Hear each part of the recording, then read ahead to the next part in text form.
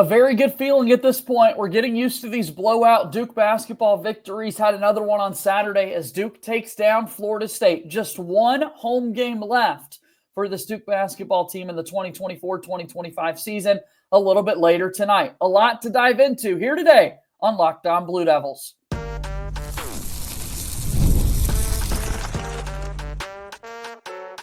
You are Locked On Blue Devils, your daily podcast on the Duke Blue Devils. Part of the Locked On Podcast Network, your team every day.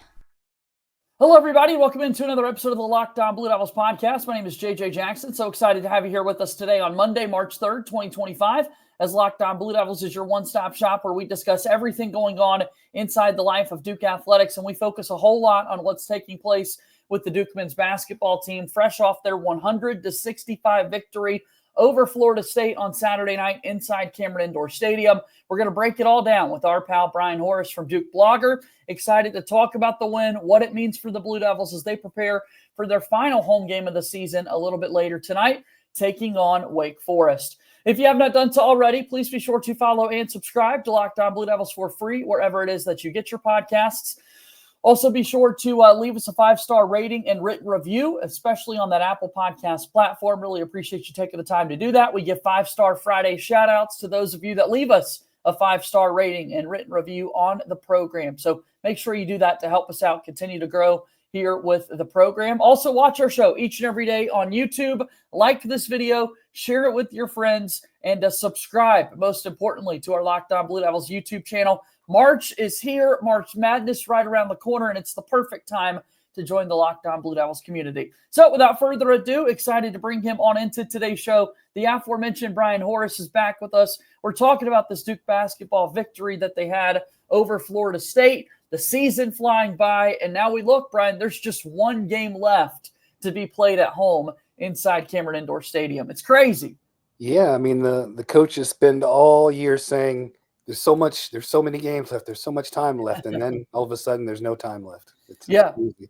Here we are. One game left. Duke's got an unbeaten record at home inside Cameron Indoor, and they'll put that to the test tonight against a Wake Forest team that gave Duke all they could handle when they played earlier in the season in Winston-Salem. We'll dive into that one a little bit later here in just a moment. But do want to talk about the game against Florida State that took place over the weekend. A 35-point victory for the Blue Devils, a game in which we officially know we did not have Tyrese Proctor available to play. He was out due to injury along with Maliq Brown. It's an opportunity for Isaiah Evans to step in, and he leads the way with a career-high 19 points in this one. What were some of your big things that you took away from that game against Florida State?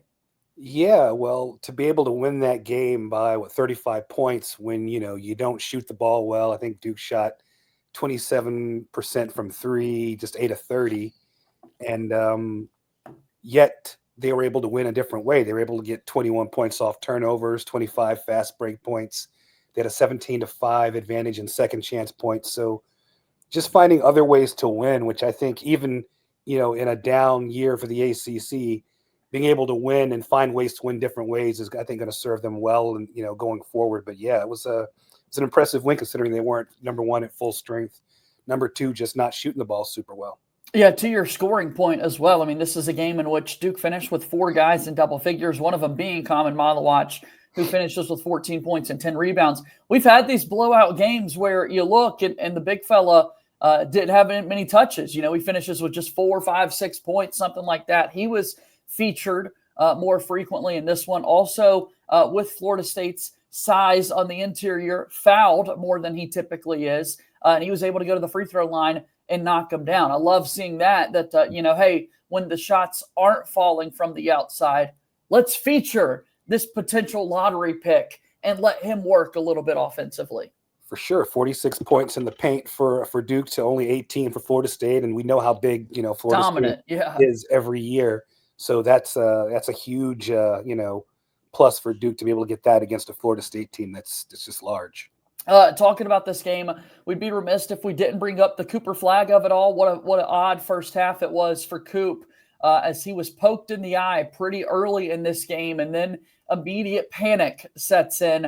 Not only for Duke basketball fans, but I would imagine for Cooper himself, as everybody, you never want to go through any of that when you've just been poked in the eye. You're trying to get your vision straight. You're trying to make sure your balance is good to go and you can get back out there on the floor and that sort of thing. What did you make of how Duke responded in the first half without Cooper Flagg once that injury took place? Yeah, I think with this team, there have been injuries along the way. So I think there's always been that next man up mentality. I think guys, I think Shire's done a good job of getting guys ready and letting them know that, look, at any given time, your time could come.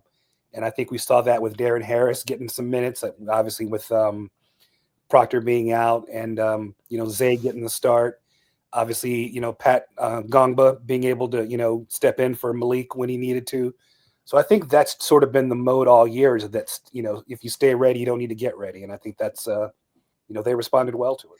Yeah, career high 17 minutes out there on the floor for Darren Harris. He finished with 6 points in the game for Duke. Mason Gillis had an extended run, more than we've seen of him as of late, and he's stepping up every time he gets on the floor for Duke. I mean, he's just a winning player, so experienced with what he does. And so you're looking to Cooper Flagg to lead the way throughout the course of the season, rightfully so. He's that impactful and that good of a basketball player, but then you do have to pivot when he's not available. Fortunately for Duke, their defense never let up. That was the other big thing in this stretch is that, you're missing your best offensive player out there, your best player overall, and yet you continue to bring it on the defensive end of the floor, Brian. Oh, for sure. I mean, they held Florida State to, under 40% shooting, and even though Florida State in the first half shot 40% from three, they still ended the game right where they were, in their normal season stats at around 33, 31%. So, the defense was there the entire game. And, if you're struggling on offense, turn them over, play good defense, and the numbers, bear that out. A wire-to-wire victory for Duke. They never trailed at all in this basketball game. They win by 35. They hit the 100-point mark. They claim their 17th ACC victory of the season, so they tie the North Carolina Tar Heels for the record for wins within a 20-game schedule. That was really impressive to see Duke do and take care of business in that regard with this win over Florida State. And it helped in the second half that we did get Cooper Flagg back, right? The story continues. He's back in the locker room towards the end of the first half. He rejoins the team there on the bench. And then they said, hey, he's good to go. Let's get him back out there on the floor. And pretty quickly, Cooper Flagg got back into rhythm. Yeah, it didn't take long. And I think, credit to him. I think him getting back out on the floor was probably good for his confidence in that, obviously this is probably his first real sort of injury at Duke other than having cramps. Right. I think him being able to get back out there and affect the game probably did a lot for him as well as obviously the team. Big time win for the Blue Devils, 100-65. Let's talk a little bit more about this win. And then again, we got to continue to move forward. Duke's got a big test coming up a little bit later tonight when they get set to take on Wake Forest. That continues here in a moment. Locked On Blue Devils here today is brought to you by our friends at Roy. Attention, Duke fans, the future of college sports is here and it's transparent. Gone are the days of behind-the-scenes NIL deals. Now, with the Roy app, you get to be a part of the change and support Locked On Blue Devils and Duke University athletes in the most straightforward way possible. Roy is the NIL app that puts the power in your hands. You choose the player, decide how much to contribute, and get exclusive content in return. And if your player transfers, you get your money back. It's completely risk-free for you. Ever wanted to make sure your favorite player stays on the team? Well, now you can. You can directly contribute and see the impact. For a limited time, Roy is matching up to $100 per Duke University fan. That means your impact is doubled right away, helping to keep your favorite players right where they belong with the Duke Blue Devils. Download the Roy app now from the App Store and start backing Duke University and Locked On Blue Devils athletes the way they deserve with transparency, trust, and a real impact. This is the future of college sports. Be a part of it today by downloading Roy and supporting your favorite players. Roy is a proud sponsor of Locked On Blue Devils. Okay, let's keep this show rolling. We're talking about the win that Duke had against Florida State. It was the final game for Leonard Hamilton, the longtime coach of the Seminoles, being played inside Cameron Indoor Stadium. We'll see if they have a big ACC tournament run in front of them in what has been a pretty down year for FSU basketball. Coach K was able to be in the building. Duke recognized Leonard Hamilton before the game tipped off, but as soon as that ball went up in the air, Brian, this was a game that Duke absolutely dominated, even with kind of the in and out of the lineup and that sort of thing. Yeah, not a whole lot of game pressure past the first minutes of the game, but such is life, and you want to beat the teams you're supposed to beat convincingly, and they did that. Okay, so looking at this one, it's a career high 19 points for Isaiah Evans. He finishes 6 of 17 shooting from the floor, 4 of 13 from three. It was his first career start. He ends up with a career high, and he did not see a shot that he didn't like when we look at this game. And I think you could also just say that for the season, Brian, right? That Isaiah Evans loves to shoot the basketball. That's evident. This was a game in which, though, he really took that to the extreme. One of his least efficient nights, but his scoring total at the end of it was the highest he's had all year.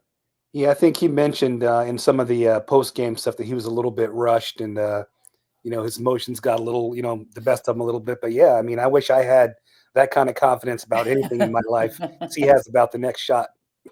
Yeah, no, he's not afraid to shoot it, man. And he's been so big for this Duke basketball team. I do think at the end of the day, though, the confidence, John Shire wants to continue to point out the defense, and rightfully so. But for me, it's been the confidence that you could so clearly see from Isaiah Evans that he's not afraid when he's out there on the floor. And that is translated into not being passive, making aggressive plays. And ultimately, he's been making an impact over the last month and a half or so with this Duke team. Without a doubt. And, when your defense is clicking and you're rebounding the ball well, you can afford to take those YOLO shots. And he's earned those, to be honest with you. Yeah, no doubt about that. Big win for the Blue Devils. They win by 35. It's another game in which pretty much every single player, all the walk-ons got out there and were able to get on the floor. We saw a career high 5 points from Spencer Hubbard, the fan favorite, who hit a 3 at the top of the key to hit the century mark for the Duke basketball team. And that's always so special, man, when we can get those guys in there. They work so hard in practice each and every day, getting these guys ready to go. And then I love seeing the bench freak out and react to the big-time plays these guys are making at the end, Brian. Yeah, without a doubt, that might have been the highlight of the entire game, honestly, seeing Spin Hub hit the 3, had the steal, the breakaway layup. I mean, that's what it's all about. And that's how these guys are playing for each other. He was making a big impact. Yeah, right away. Steps in, and he's making big-time plays for Duke. Super impressive that he was able to do that. Now you look at it, and Duke does have 17 wins. It's the most that they've ever had under head coach John Shire. 2 games left in the year, but just talking about where they're at this point in the season, man, it's unbelievable, the run that they've been able to be on, and just the fact that, look, everybody has talked about the ACC is down. We hear that. We acknowledge that. That is absolutely the truth.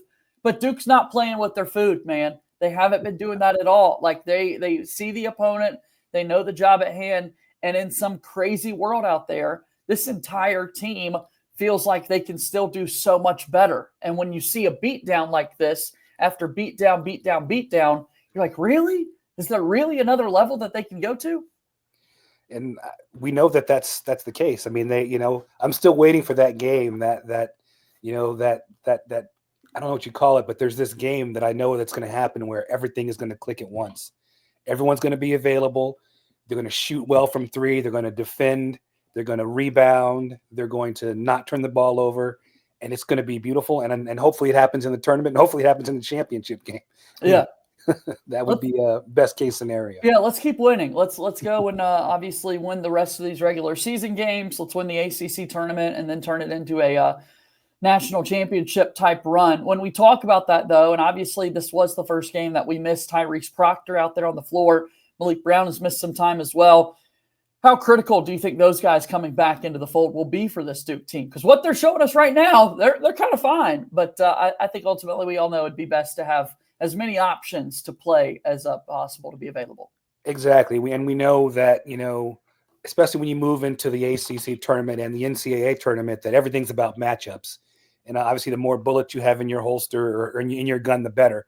And so I think having Maliq there on the defensive end, having Tyrese there, one of the most experienced player, at least tournament-wise on the team, other than maybe Mason Gillis, but your most experienced starter, there, you want that sort of experience on the floor when you're going forward in these higher consequence games. Yeah, because when things have been testy throughout the years, it's been those guys that Duke has kind of turned to. It was the Wake Forest game that we'll play a little bit later tonight at home, but the one in Winston-Salem where Mason Gillis comes in, kind of settles Duke down and is kind of really able to make them go on a run. And then you've got the experienced guys that we're adding here in Proctor and Maliq Brown. Seems like maybe another week that, these regular season games might not be the time to bring these guys back. But maybe they could surprise us. These guys, I know they're working around the clock, getting rehab and that sort of thing. If you were to kind of forecast it out, when do you think is kind of a plausible return possibly for these guys, Brian?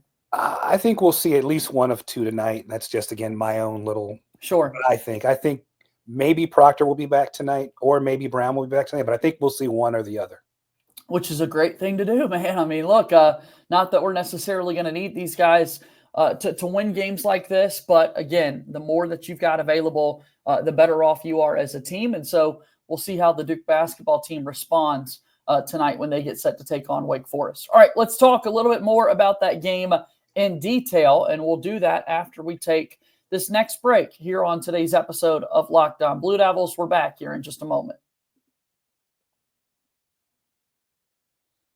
Locked On Blue Devils here today is brought to you by our friends over at FanDuel. When the game tips off, the NBA action is just getting started, and there's no better place to get in on it than FanDuel, America's #1 sports book. With FanDuel, you could place live bets throughout the game, so even if you miss the opening tip-off or want to bet on a fourth quarter comeback, you could stay in the action. And if you're looking for a bigger payout, you can even combine your live bets into a same-game parlay. It's pretty awesome.